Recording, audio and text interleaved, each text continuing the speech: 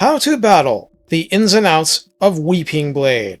Let's get into how to make the most out of Weeping Blade. Found on Death Runners, Eshin Triads, Master Assassins, and Deathmaster Snitch. This corrosive contact effect savages enemy armor by minus 50% for a really long 35-second duration per application.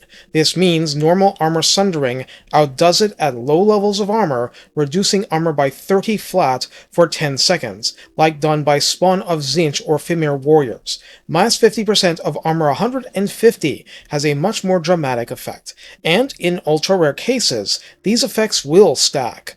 The first rule of Weeping Blade is that it is overridden by poison.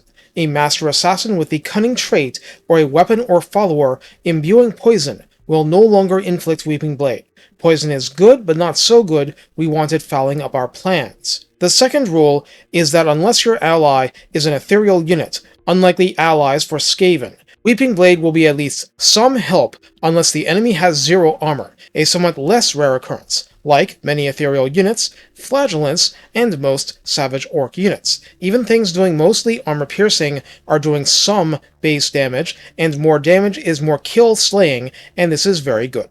Now, let's rule out the proverbial bad matchups for Weeping Blade so we can focus on the good combinations, limiting ourselves to the Skaven roster. For bad combinations, all of the artillery applies. Moreover, all of it is magical damage, which bypasses the physical resistance of your Weeping Blade units, though the damage is a lot less consequential to lords. We can also instantly rule out the War Machine Doom Flares and Doom Wheels.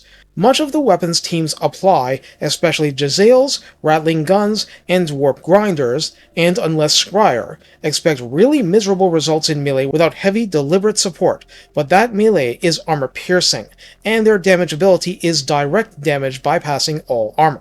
Death Globes are AP damage dealers too. Poisoned Wind units are lighter on the tilt when it comes to the AoE damage, but the damage over time is direct damage regardless. This leaves Warpfire Throwers, which do base tilted damage and a lot of it.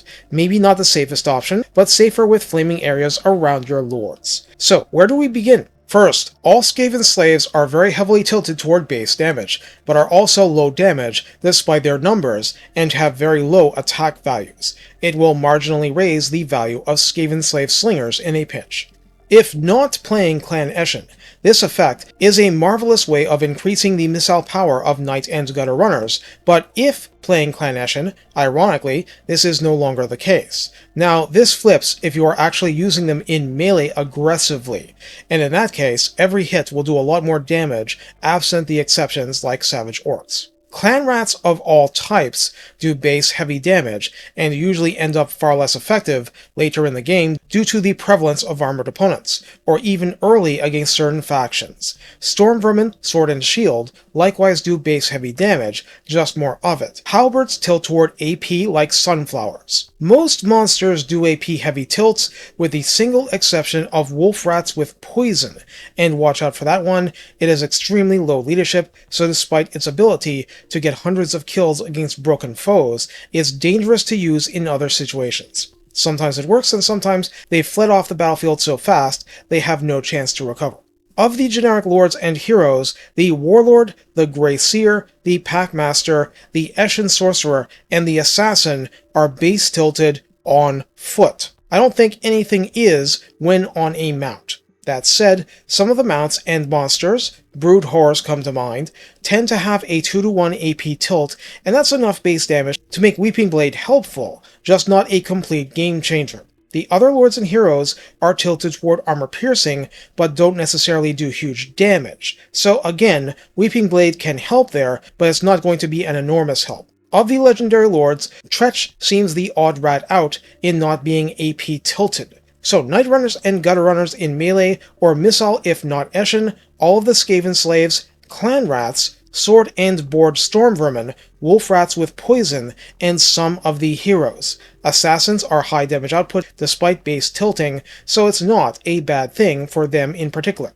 What's left? Plague Monks. The Censer Bearers are a tier 5 elite unit, so basically they don't need the help. The regulars start at weapon strength 32, split base 24 and AP 8, so a 3-to-1 ratio.